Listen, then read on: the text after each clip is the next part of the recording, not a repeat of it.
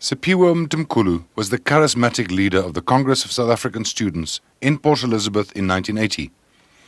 In May 1981, he was detained by the security police and only released 5 months later. He admitted that he was ill. I wanted to know what was wrong with him. He stated that he had an excruciating pain in the stomach. He stated that his feet are always cold and they are swollen. He says the lower limbs are always swollen. He showed me and I also could see that he was swollen. And you could feel that there seems to be no circulation. I asked him, what was wrong with you? What happened to you? He stated that it was a very long story.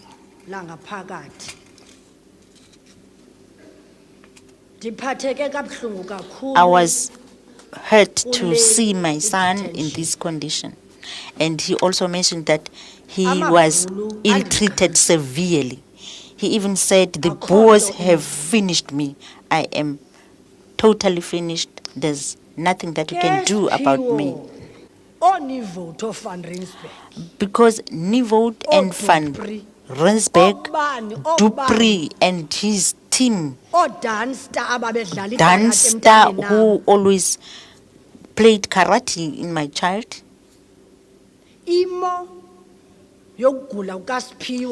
were the people who are responsible for Siphiwe's condition. You know, they have big rats at their places, and that is the poison they could have used to those rats. They used it to my son. In fact, it was established that Siphiwe was poisoned with thallium. This is Siphiwe's hair. This is the scalp attached to the hair. That person is not at home. We all know that if you cut a person's hair, you don't cut the scalp. But I want you today to see, Commission, that we have his hair together with the scalp attached to the hair. I want the Commission to witness what I've brought here today so that they should know the effect of the poison which was used to my son.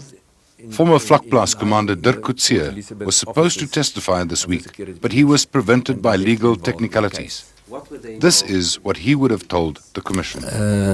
Nick van Rensburg and his men poisoned him upon release, poisoned him and apparently did not add enough poison, according to Brigadier Jan de Pre, who explicitly told me later on that he was poisoned, that he was paralyzed, that he ended up in Groote Schuur Hospital, where they detected what type of poison it was. Mtimkulu was killed eventually by the Eastern Cape Security Branch. How do you know that? It was told to me by Brigadier Jan de Pre. How was he killed? I don't know in the exact manner, but his vehicle was left near the Lesotho border to give the impression that he fled the country, him and his chauffeur. Colonel Gideon Nieuwoudt, one of the policemen mentioned by Joyce Mtimkulu, was one of the men who stalled earlier attempts to get the Mtimkulu's story before the Truth Commission.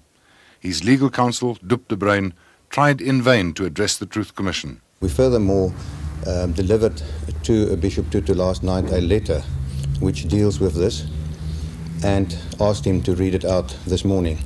He refrained from doing so. I therefore also wanted to ask the Commission that when they get a letter from an attorney says that certain policemen were going to ask for amnesty, that is read out or reference is made to that. But when we ask them to put something straight, or put the record straight, then they refrain from doing so. To us, that is not the even-handedness that was promised by the Truth Commission.